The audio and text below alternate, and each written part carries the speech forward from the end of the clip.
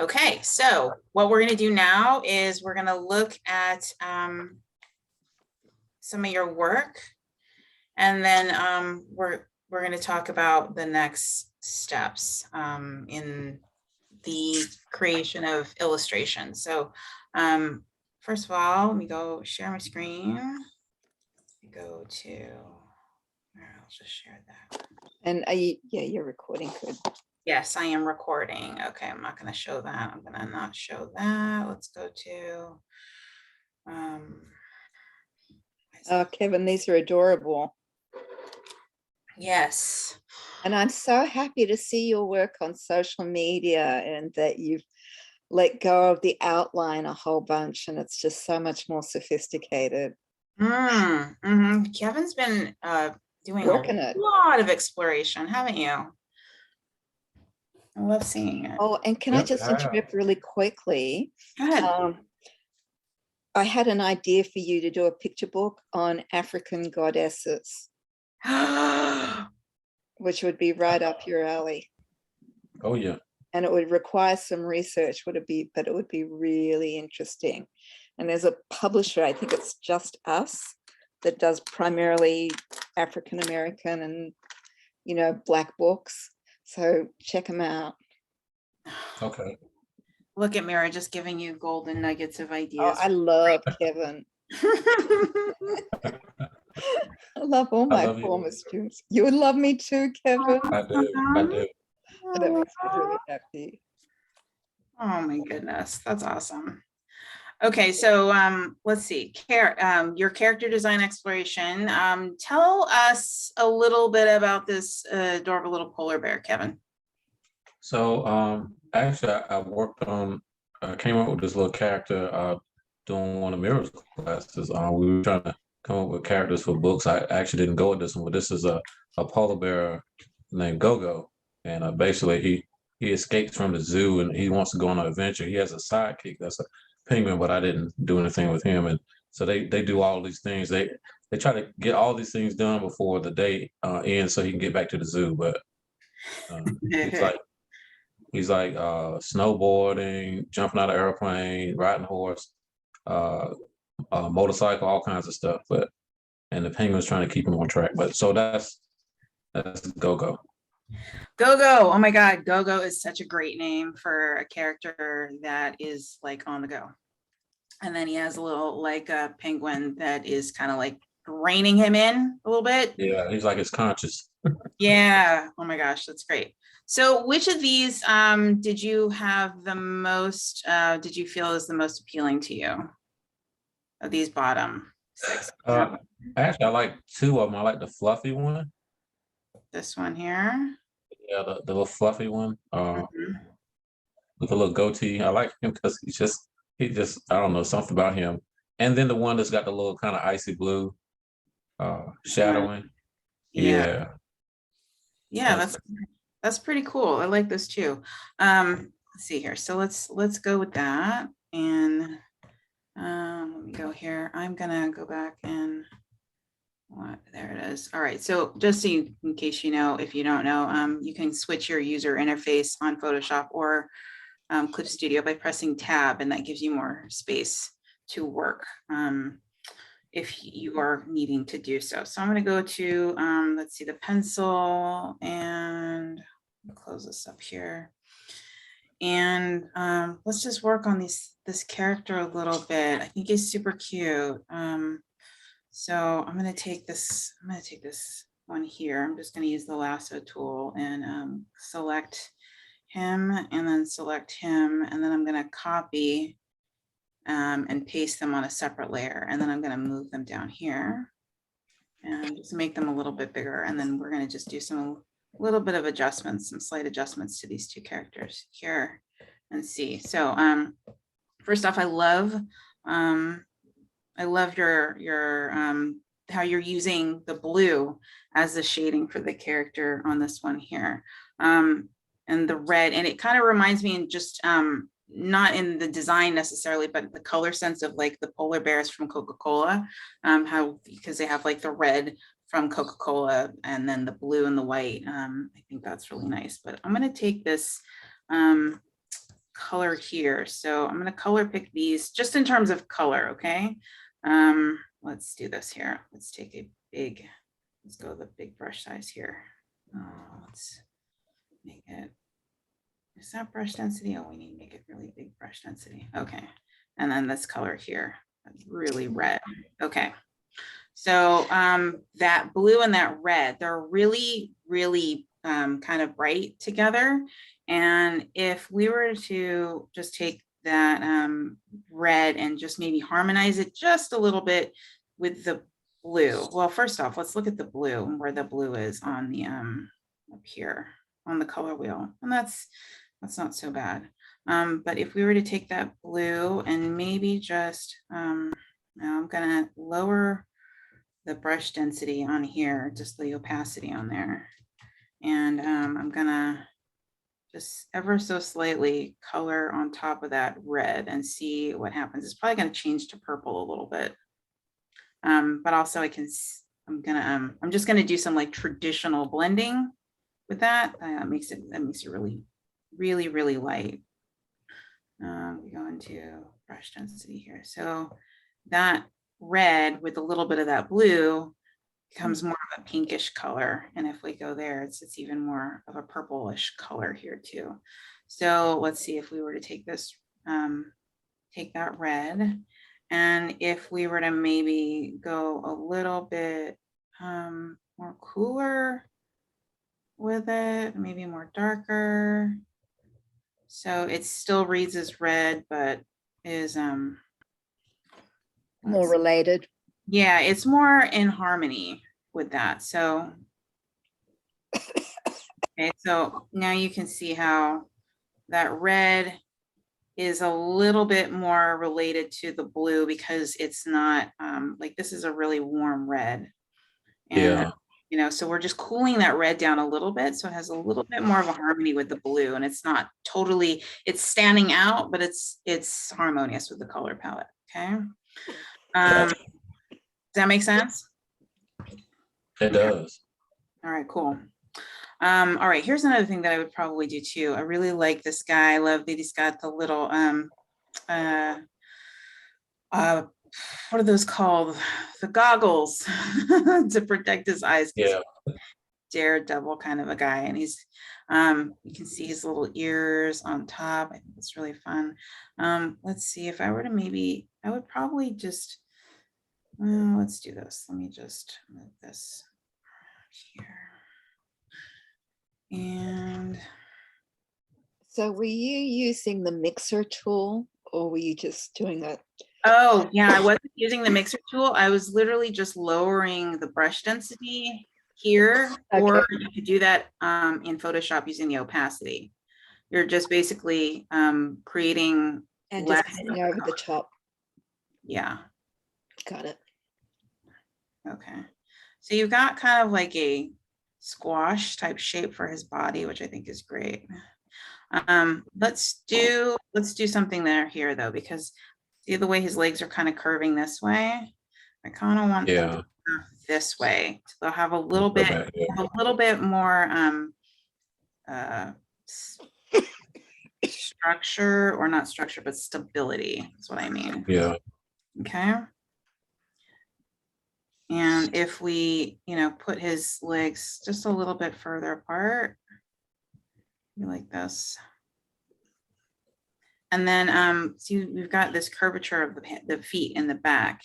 And instead, if we were to just make that more solid, like this. Just a little bit more flat on the bottom. And then you can still have these big feet on the top. Just like this. And then the little toesies.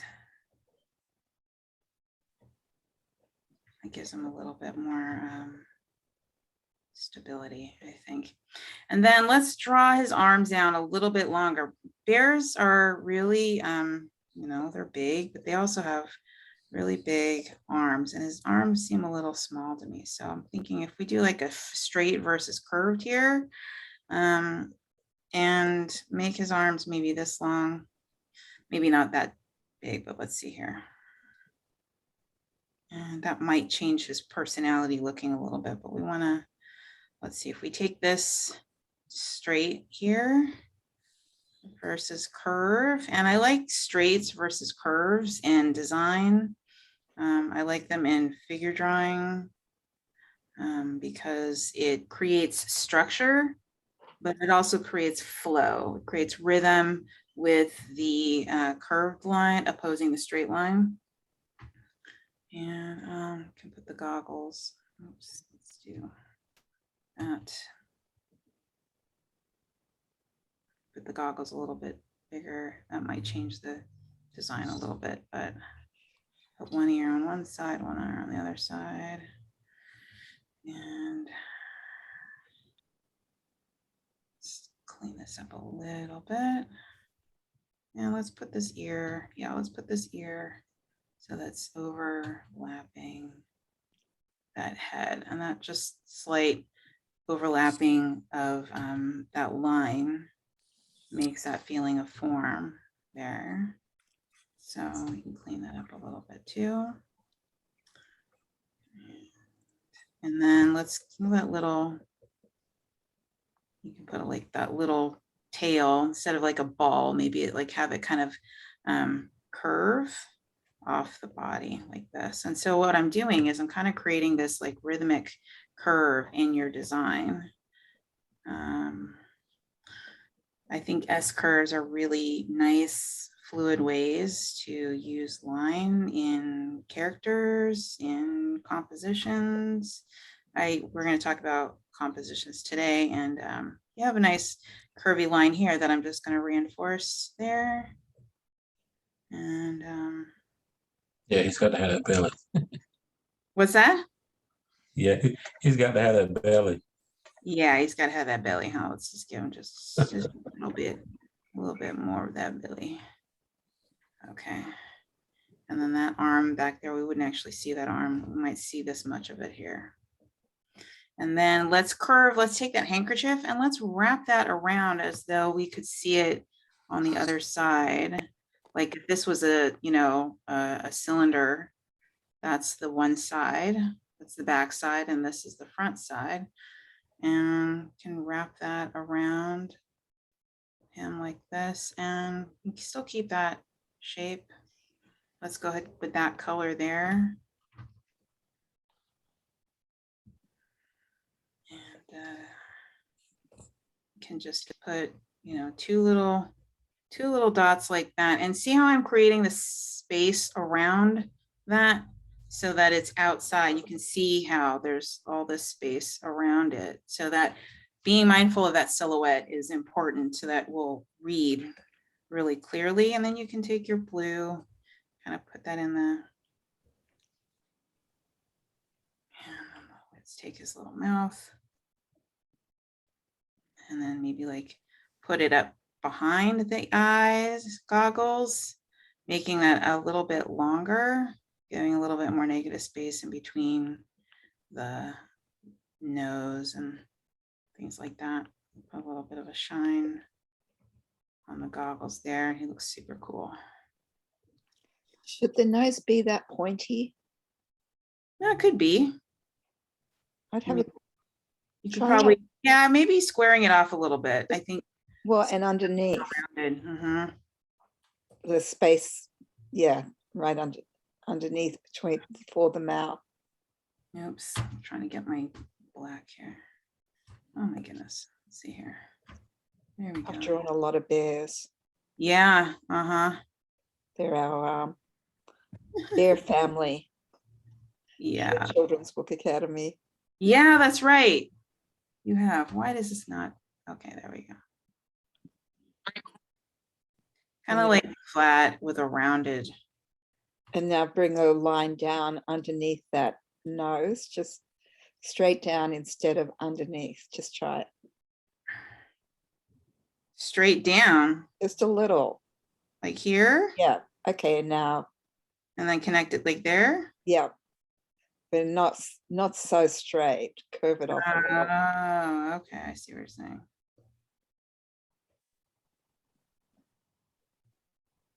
if we, Mm, like a little nudge like that. maybe. I don't know, I'm maybe fussing a little bit more. Yeah, like that. No, you could really play around with the details here.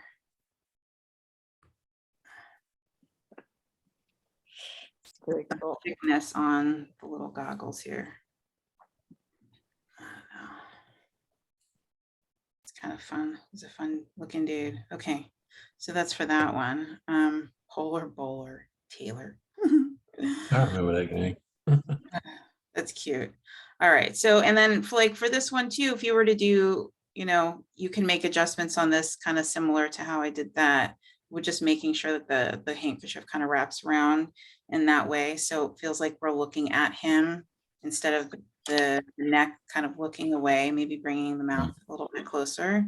And yeah, that would be really fun. I think that's those are some nice bear drawings. And I would love to see the penguin character, if you're going to be doing these guys in your illustration. So you want to make sure that your penguin is, contrasting in size and shape and color to your main character.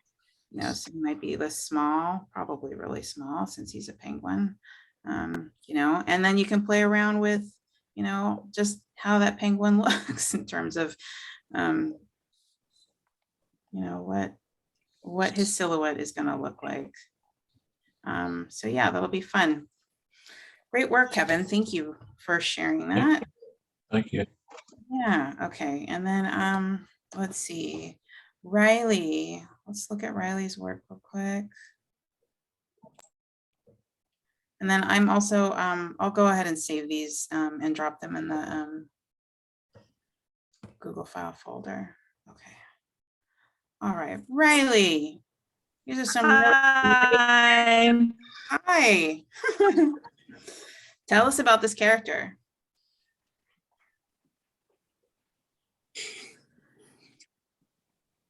Do a sort of deer goddess kind of character.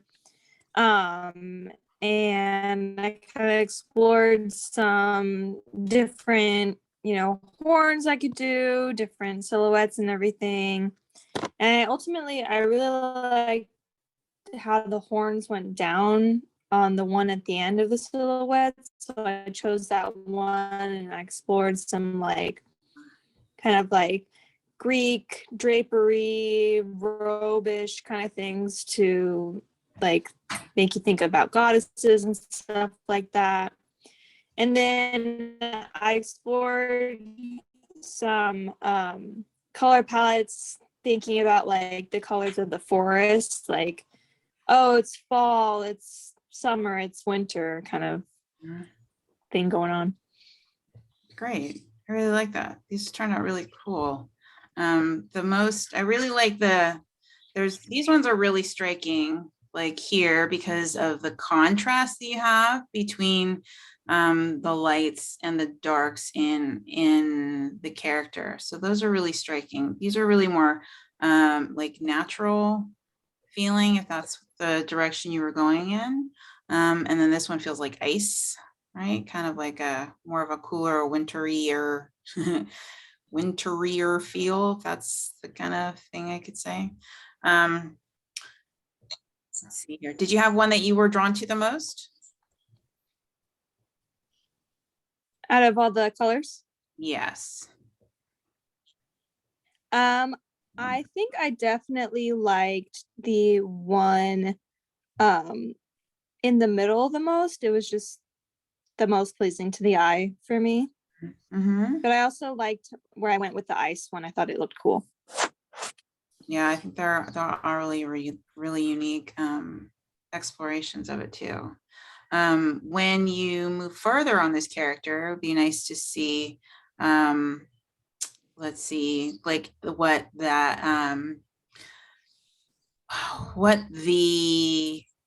the silhouette of the character might look like from the side. So that's something to think about too when you're designing this character, how how all these things will look from the side. And I think I had, and I didn't really talk about that before, but I think that I just wanted to give that now as the next kind of consideration in terms of if you were to draw this character in a different pose for a particular illustration, what that might look like. Yeah, that's true. Yeah, I really like that. So is this, tell me about the back, like, is this a backpack? Is this like a cloak? Tell me about the costume that you have here. Yeah, it's just supposed to be like a cloak. Okay. Cloak, and then there's like, is this hair or the part that's coming down here that's dangling? It's just supposed to be like kind of like jewelry decoration, Okay, yeah, I hair get it. decoration. Makes more sense to me. Sorry, but the hair part looks different than from that part too. So that's really cool. Okay, yeah, I really like this. You did some really nice work here. Great work on your silhouettes and exploration process of your characters is really nice too. Think like that. You might, let's see what we can do to consider making this one. Let's take this one here. And then let's copy this. Paste that, copy and paste. I'm gonna paste that over here. All right, did it work? Yes. Oh, I already did it, okay.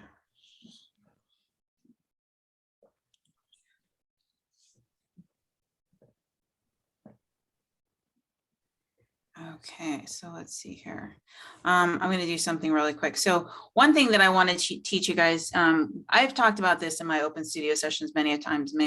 Some of you who've been to that have heard me say this, but value is really important. And value in terms of the darks and lights that you have in your paintings and your characters, where they're whether or not you're reading enough dark and light contrast within the character. So one thing that you can do as a shortcut to making sure you're mindful of that when you're painting, when you're drawing, when you're selecting colors for your characters is in Photoshop or in Clip Studio Paint, you can make an adjustment layer at the top of your stack up here and set it to black and white. So I've set this to black and white, and when I turn this on, what happens? I'm sorry, what's the adjustment layer? Yeah, I'm going to go over that right now. First, I want to show what it is doing. Okay. Okay, so what the adjustment layer does is it adjusts the look of the layers below it. Okay, and by choosing a black and white adjustment layer that you can switch on and off, it allows you to view your artwork simply in black and white. Okay, so how do you do that? It's up in the layer section in both Photoshop and in Clip Studio Paint. You know, Eden's not here. I'm not sure how to do this in Procreate, but I'll have her kind of go over this later. Here, it's new correction layer. And in the layer section, new correction layer, you're just going to go to hue, saturation, and luminosity. Hue is color, saturation is the intensity or amount of color, and luminosity is brightness or darkness. And when you put that and you click that on, you have a hue slider, a saturation slider, and a luminosity slider. Okay, so if I click on here, this is an adjustment layer, which means that you can adjust it according to however you want. So right now you can see my saturation layer is down -100%. That means I've completely taken out all the saturation and color from the artwork. And when I bring that up, you can see how it brings it back to normal. And when I increase it up to 100%, it full on, it brings intensity to all of the colors. All right. So this is just one shortcut that I want you guys to remember in terms of checking your black and white values on your work whenever you're doing something. You make an adjustment layer in the hue, saturation, luminosity, and you can also increase the brightness or the darkness of things, but we're not worried about that. We're just worried about this here. So the reason why I'm bringing this up is because I want to drag that down. I want to look at the levels of contrast in this character. And when we looked at the yellow, when I was saying that the yellow one, number 2, was the most striking, is because there is more contrast in that character. So we can keep the natural color of this character here, so it feels more fall and more organic. But what we might want to do is increase the area of contrast, like up in the upper face area or around the upper face, because that's where our character is, like the more interest is there. So I keep that on. Let's see, one thing you could do, like you have the light, we have the light, like decorative elements coming down from the horns kind of a thing. Let's see, you have a lighter area of for the cloak in the back, and you have some lightness here. So if we were to like just take this, where am I at here? Okay, I'm gonna take on this layer here, and I'm gonna color pick this here, see what color that is. And if we were to maybe just bump that up in value on my color wheel here, okay, and just bring that a little bit lighter there. That acts as kind of a framing element to the face, which is kind of nice. Okay. And where is this at? That's also very light. We can keep that there. Let's see here. Maybe this is light, this is good. Maybe we can bring this this color a little bit lighter too. That would frame the character. And let's see here. Maybe making this darker by making this area darker. Let's see what happens. You make this a little bit darker and we change the value on that, and then we can see how it's bringing more contrast. Okay, and then maybe this is already really light right here. You can see how light that is.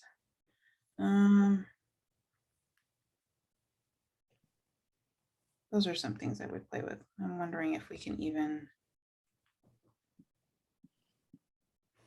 no, not like that. I was trying to get the whites of the eyes.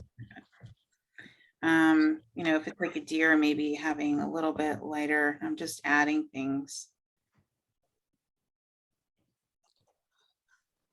to the tips of the ear. Those are just some smaller things. And then maybe making, yeah, I think that would work. Creating this even darker. That's too black. That's, I don't want it to be too. No. What about lighter? Well, that's the shadow line, but I mean in the arms. Yeah, we could do. Because they're sort of disappearing into the cloak.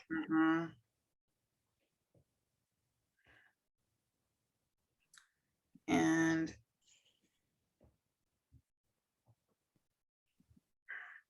just making that a little bit lighter.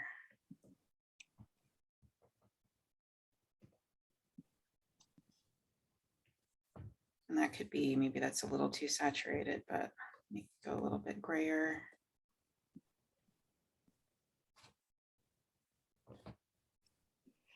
I like yellow here too. This is nice. And maybe, oops. Maybe making that a little bit, adding a bit of color there. That's kind of fun too. I don't know.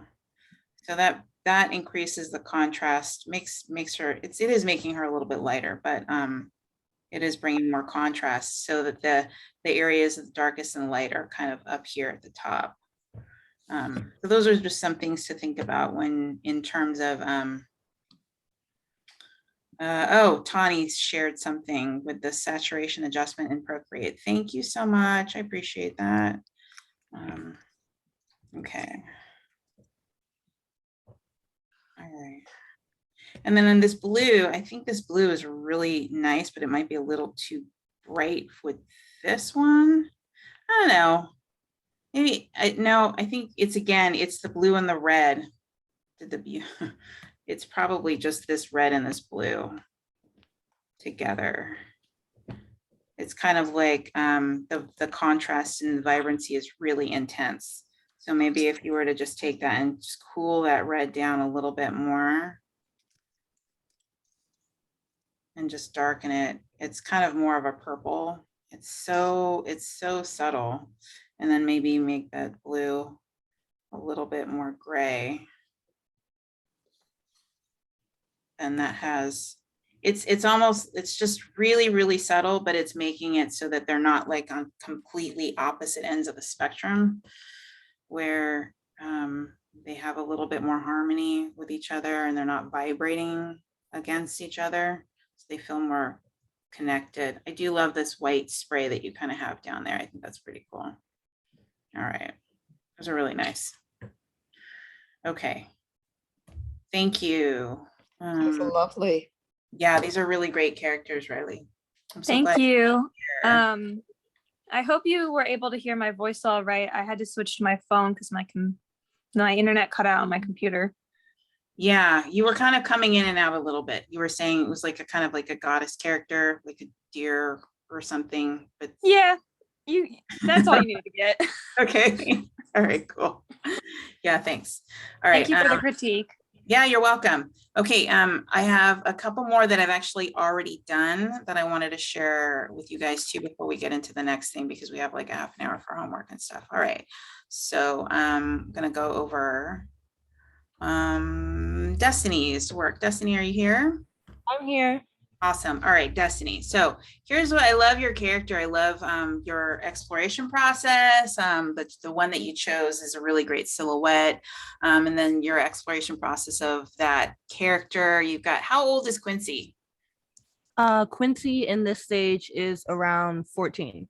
Okay, 14. All right. So there were some, did you have one of these that you were drawn to the most?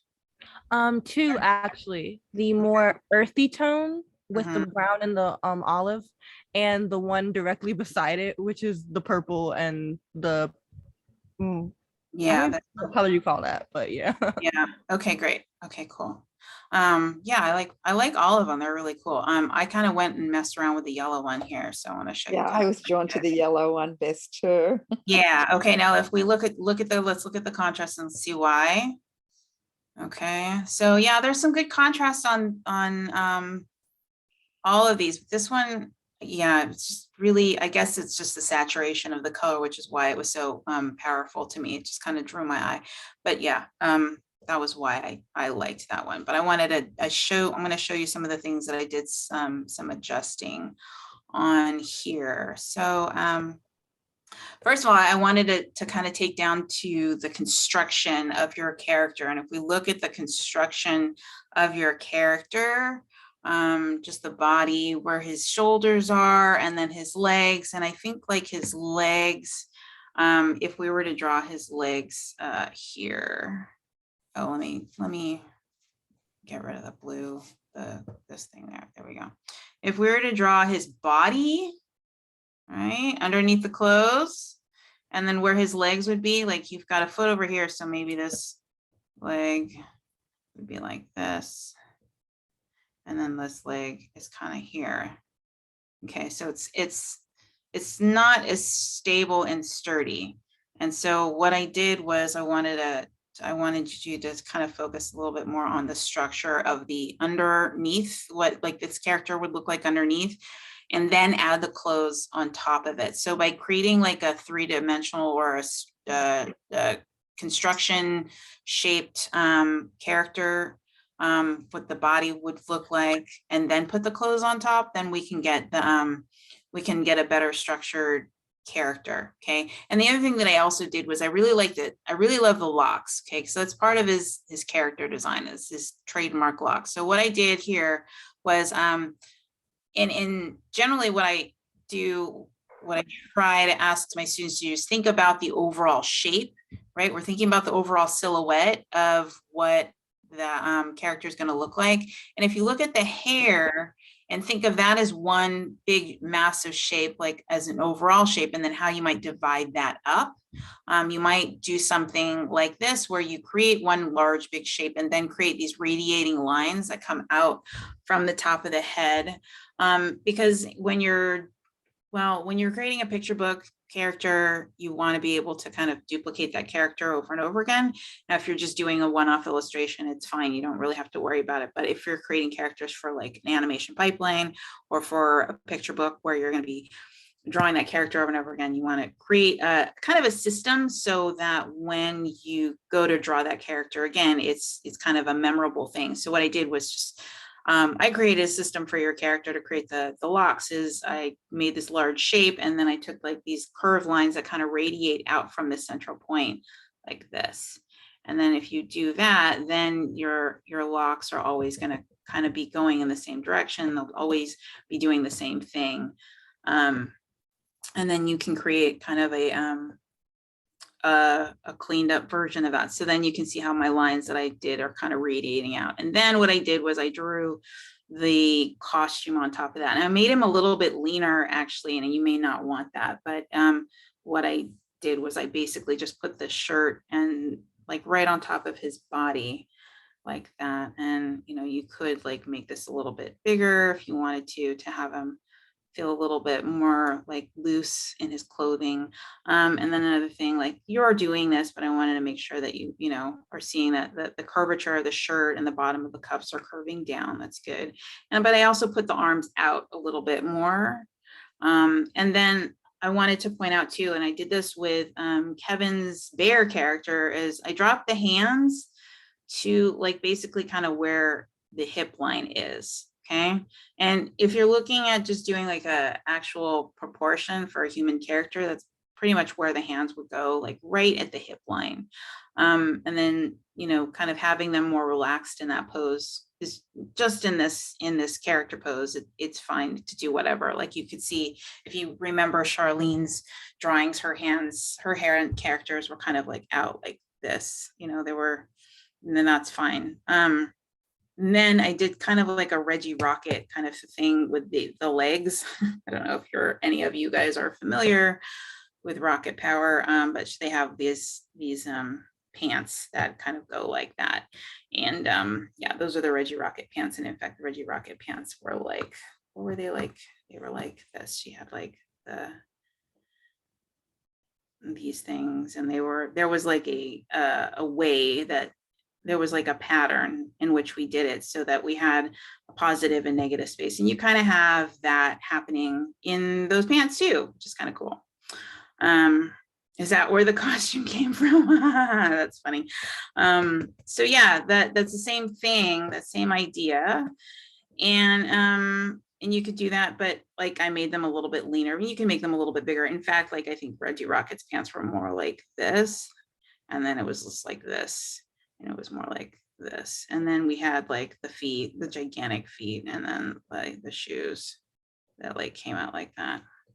And by the way, I've only seen like one like Reggie Rocket shirt, and I think it was at Lunchbox, and I totally wanted to buy it, but I didn't think anybody would know what I was wearing. Okay. Let's get rid of that. Okay. Clear that. Okay, and then what I did in terms of the color was, okay, so I took the color from this top one there, and then I want to show you how I took that green and I adjusted the green a little bit to make it more what's the word, less bright and eye killing kind of a thing. I don't know. It's like a bright, it's a bright green. In Photoshop, I have Photoshop. Oh, Larissa, that's called a fluorescent green, Thank you. which can be hard to print.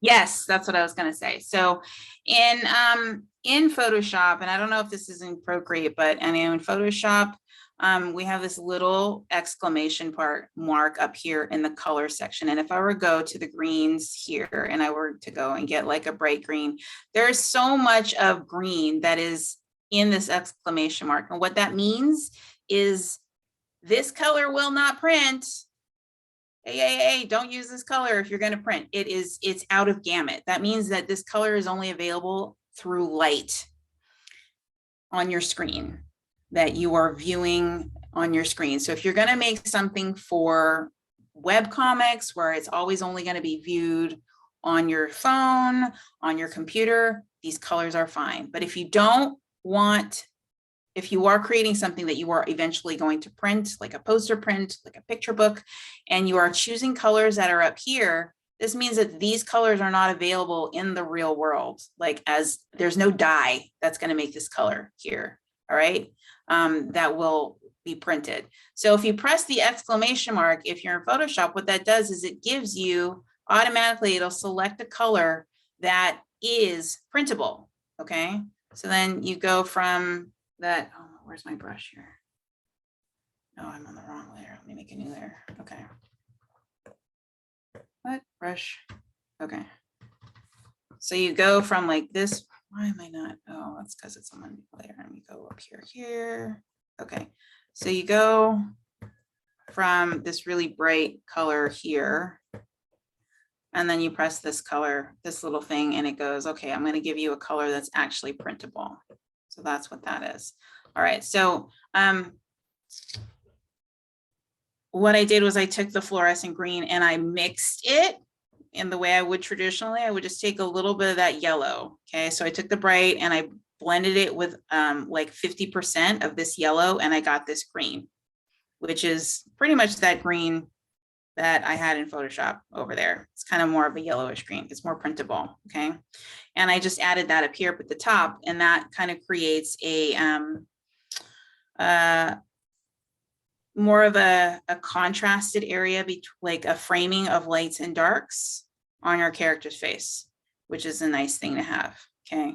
And you have, so like these two here that you have that you really like, there's some nice contrast here on the body, but the face is, everything is really dark. So what you want to do is you want to make sure that you're having some area of a contrast in the like on the upper part of the body, so that you're having a light area next to a dark area, and that kind of draws your eyes to it. Okay. All righty. Yes, I know it allows you to view in CMYK and RGB, which is something I always would look at for printing. I don't remember how to do it though at the moment. Yeah.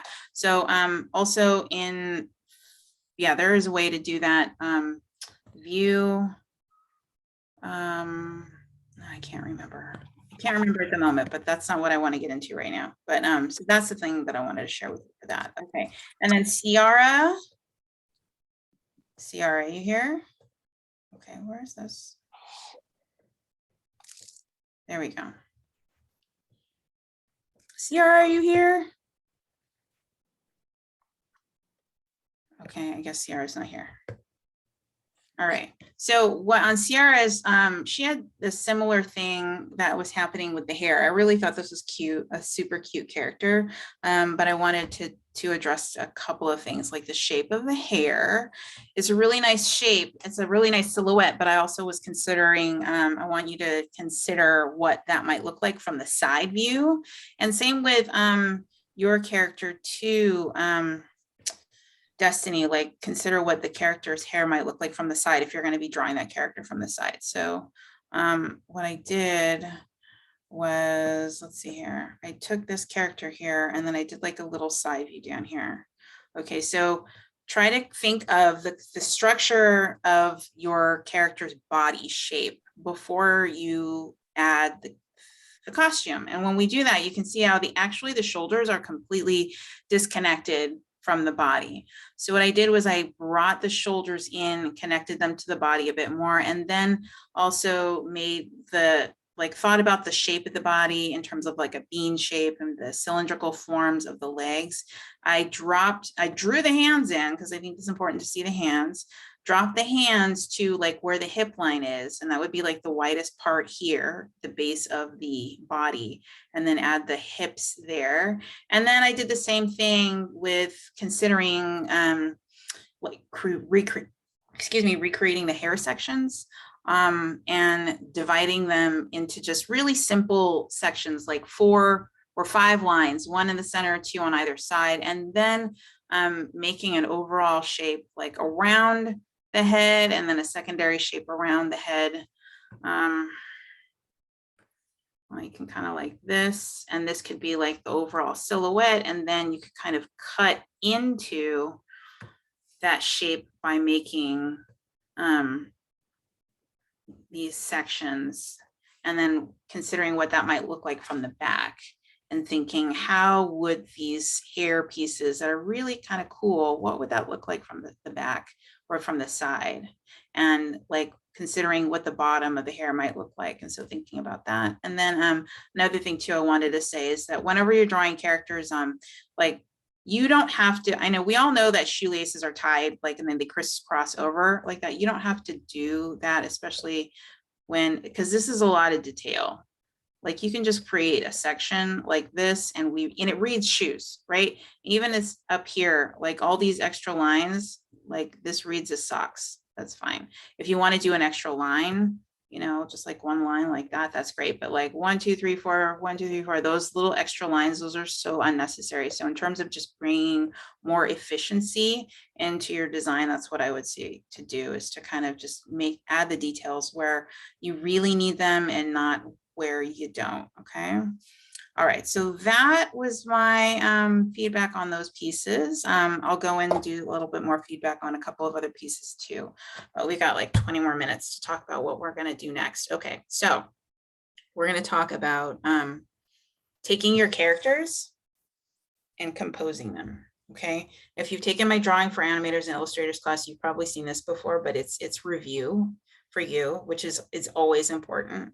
But composing compelling illustrations is kind of really what everything is about. And so today it's more about taking your character and creating an interesting composition or an illustration for them. So you're going to start thinking now, you've been thinking about what your character is going to be doing or in your illustration. Now you're going to start thinking about how you're going to lay that illustration out. Next week, we'll start getting more into the like, how do we use digital tools? So we're still just focusing on drawing and the actual manner in which that you're drawing, so that you have something strong and really compelling to create with your digital painting skills, you know, because I can teach you all kinds of things on how to like paint light and dark, but I want to make sure that you have a good, strong structure on that. We will do that next week. Okay, so here we go. Let me go to, where is it here? This is it. Okay, let me go to the very beginning. All right, I'm going to start the slideshow. Okay, share from the beginning. Okay, so what is a composition? Okay, wait, can you see it? I don't know if you guys can see that. Escape. I'm not sure. No, you can't. Okay, I don't think you can see it. All right, here we go. Share screen. Okay, here we go. From beginning. Okay, so what is a composition? Composition is basically just arranging visual elements, and those visual elements are things like shapes and colors and tonal values, and it is your creative use of arranging those in an appealing way to create harmony in your overall pictorial space. And your pictorial space is the edges of your canvas. Okay, so that's the 4 edges of your picture plane, and that space is what we are concerned with.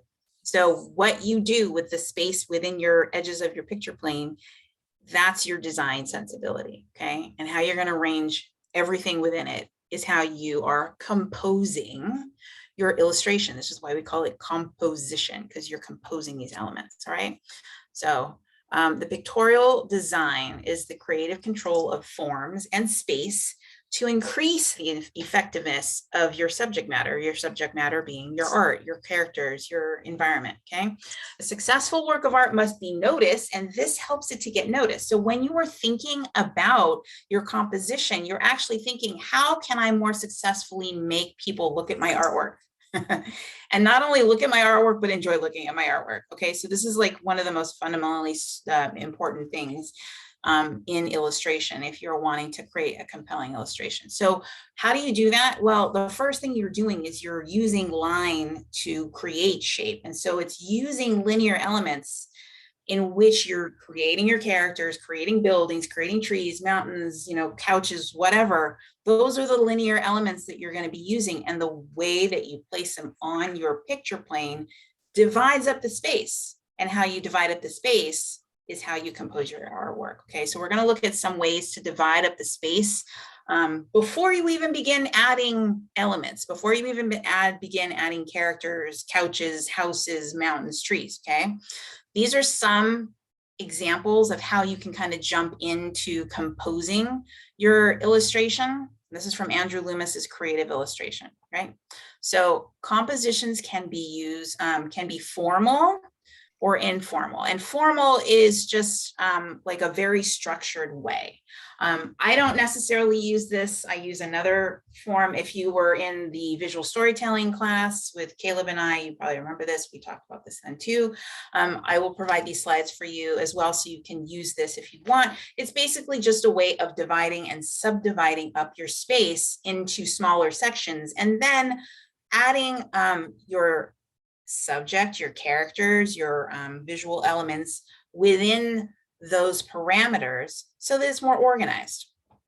Okay, so by using a more curvilinear approach like this, you're focusing on the directional lines within the picture. And you can see how the arcs interlaced might look like something like maybe waves or clouds kind of coming across the sky. Combining horizontals and perpendicular curves might look like something like a landscape with, a waft of smoke in the foreground or in the background. Oblique lines interlace. These could all be elements like a building or ladders or structures. And then there's just other ways of doing that. But these are just visual lines that are dividing up the space in interesting ways. Okay. The principle of overlapping areas, forms, and contours is the basis for all pictorial creation. Line is the first means of defining these, thus linear arrangement becomes our first consideration. So all these are just little illustrations, and they're all drawn. You've got a still life, you got a forest, a city scene, a barn, an interior, and a female figure. These are all just ways, these are all just lines thrown on the page, but the way that they're composed are, you have foreground, middle ground, background, and the way that they're composed allows us a way into the illustration. This is my particular favorite way of designing pictorial space because it's really fluid. I love flow and I love rhythm. And this is just a way of using curvilinear lines. You just draw a couple curvilinear lines across your page in a way that some of them intersect. And then what you're doing is you're trying to create like areas of space that are larger and smaller than each other. And what happens in some of these areas where there is, let's see, you can create focal points on any of these particular lines. You can create like foreground elements or background elements. I hope that you're seeing like the possibilities for how you can use this to kind of invent a new idea of a picture. Okay, so it's kind of like if you studied animation, there's a thing called the line of action, and that's the overall anchor for movement in your character when you're animating it. So you can also use this as a line of action as an anchor in your own particular composition, right? And let's see, on the bottom you have like, I don't know, it's like a fish in the water, and the way that those are drawn in this large curvilinear fashion creates a really strong structure. Okay, you can also think about how maybe using symbols or letters, and these are more of a structured, non-organic, but more symmetrical way of creating a composition. And these kinds of compositions have more solidity to it, more like, because they're very symmetrical. There's something that you might see in like, church paintings, classical paintings, but then, you can still use letters like S and C and O in this one, it might be hard to see the O, but the framing element of the background is kind of the O around the foreground element. And then in the V here, this is the vanishing points for this particular image. And so you have the main characters, or the personalities in the front down at this point here, okay? So I hope this is giving you some ideas as to how you can create compositions that you've never thought of maybe before, okay? You probably are already doing this where you're creating your characters, just plopping them on the page, but I want you to think of the shapes that you're using. The way I constructed Destiny's characters and other characters in the class today, those are shapes. Think about how large or small those shapes could be in terms of the space that they take up on your space, on your pictorial space, okay? Here's another way that's that I often will use too. It's informal subdivision, and I'm just going to go through this really quickly, but it is a way that you're using horizontal, vertical, and diagonal lines to break up the picture plane. And you're just dividing up the space in ways that are not even, but uneven and asymmetrical. And then what you're doing is then trying, it's kind of like playing the squiggle game where you draw a squiggle and then you try to make it into something. You're creating spaces within your picture plane or your pictorial space, and then you're trying to figure out how you can arrange your character or your environment within that, okay? So, but really what this is all about is about telling your story, okay? So what the most important thing is that to choose an image for your illustration that you're going to be working on for the next 3-4 weeks. Yeah, 3 weeks. You're going to think about your character and what your character is doing, and what moment of your story you want to tell, and why that moment is so important in your particular story, okay? What emotion you're going to be telling in that particular part of your story, okay? And then what you're going to be thinking about is what are the most important elements in order for you to tell that story in terms of your characters, in terms of the setting, where it's at, any other additional information that you need. And then the secondary and tertiary elements. The secondary and tertiary elements are like, well, you have a main character. If you have a secondary character, that might be the secondary aspect. If you have a third element in your book or in your story that is important, but not as important as the main character, how can you arrange those elements in your image so that the first thing that's the most important is really looking like the most important thing? Okay, so we're going to look really quickly at David Weisner, Caldecott Medal award-winning artist, Art and Max, and just how much thought process goes into arranging characters on an illustration, so that you're thinking in terms of the character placement, the spatial arrangement of the elements around the character. So here we have the two main characters, Art and Max, and I want you to look at the silhouettes of the characters, and then I want you to look at the negative space around the characters. So this little lizard guy has a nice clear silhouette, very dynamic, but he's also blocked by the second character. Then he has a great silhouette too. We can see that he's looking down on this guy, but he's blocking the first character. So all their silhouette is kind of combined. It's kind of one. He's painting, this lizard is having a reaction to the canvas here.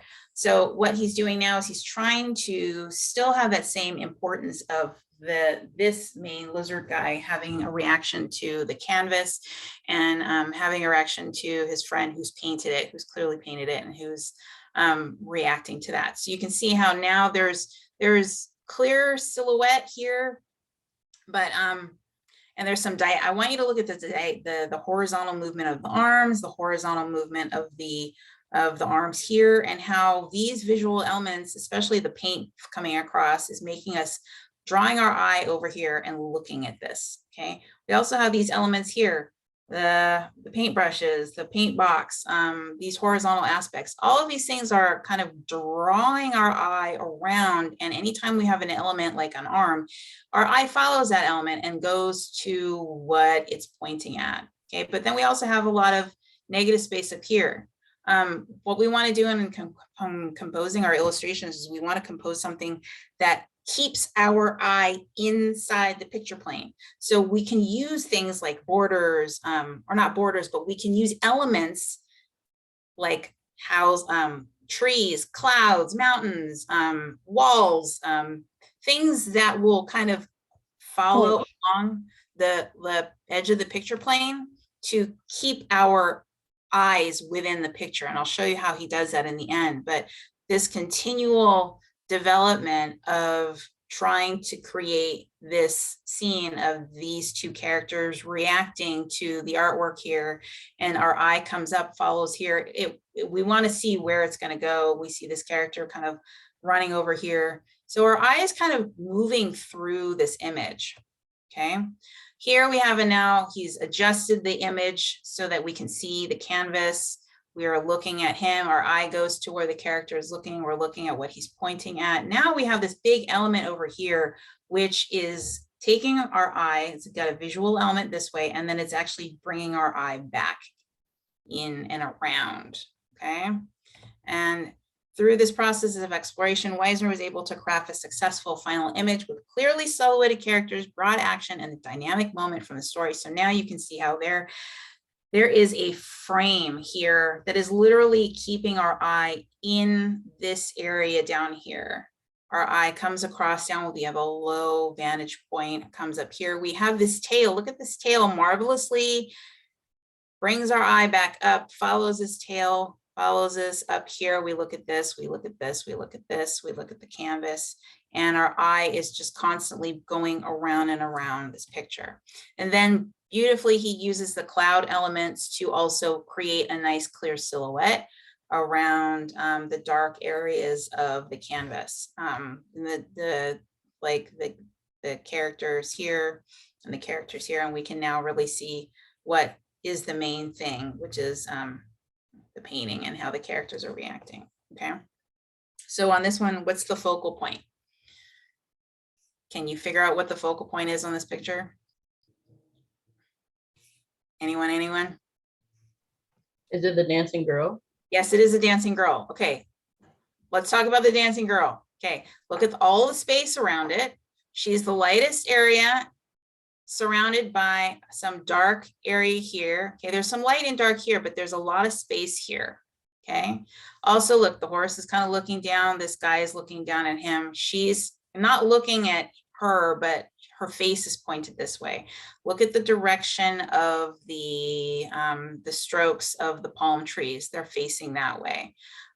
We have a border of this tree over here. It keeps our eye within the picture plane. We have this bird, which is bordering, creating a nice border space. We have horizontal, horizontal, horizontal, horizontal, kind of a horizontal element, and then an open space. So we have all these things that are kind of creating frames and borders for our little girl. Plus we have the lightest area and a dark area here. We have a really nice open space of a focal. There's also like a scale difference and like a, I don't know, pattern repetition. Yes. It just decreases Yes.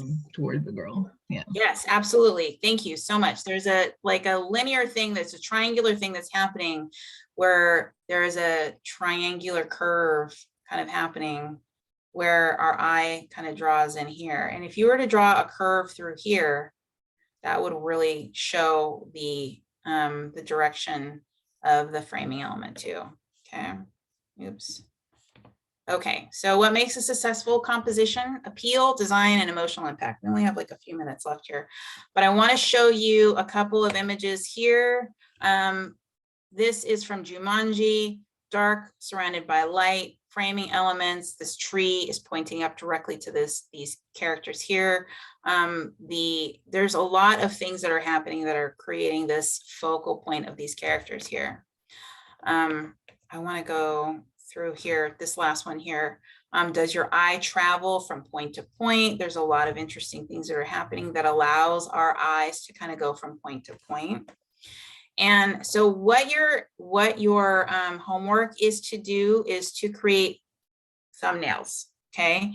And just like Charlene did thumbnails for Hug, and they were like Post-it note size. They don't have to be, well, Post-it note size. They can be postage stamp size. That's really small. But in the process, you're going to identify your character, identify the narrative, and I have think cinematically, but you don't necessarily have to think cinematically, but I want you to start planning out your thumbnails in small sketches, and they can be, you can do them digitally, but I want you to do them small, okay? And when you are sketching out, you're gonna do at least 10 of them, okay? 10 is required, okay?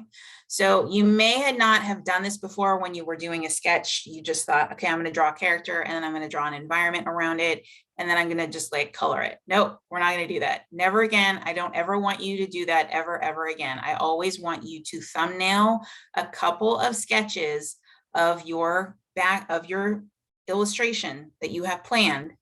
I always want you to do this from now on, okay? This will always ensure that you are thinking in terms of design and shape. The next process that we're gonna do is we're gonna start laying those things out. Once you choose a thumbnail that you really like, we're gonna use that particular chosen thumbnail. You're gonna enlarge it. You're gonna, construct all the elements. We'll talk about perspective. You'll clean up the line work. We'll do color. We'll play with tonal values and lighting.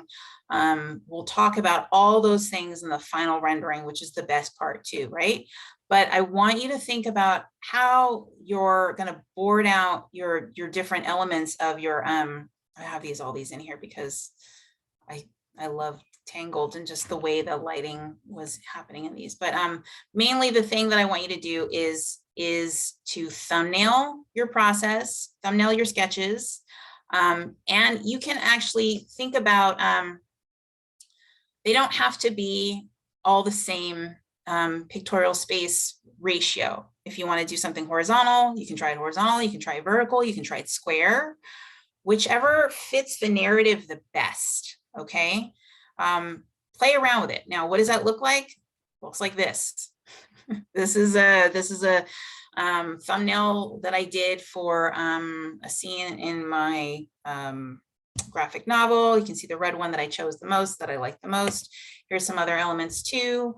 If you have more than one character, you can, this artist was thinking more in values. You don't have to think in values. You can just draw things out.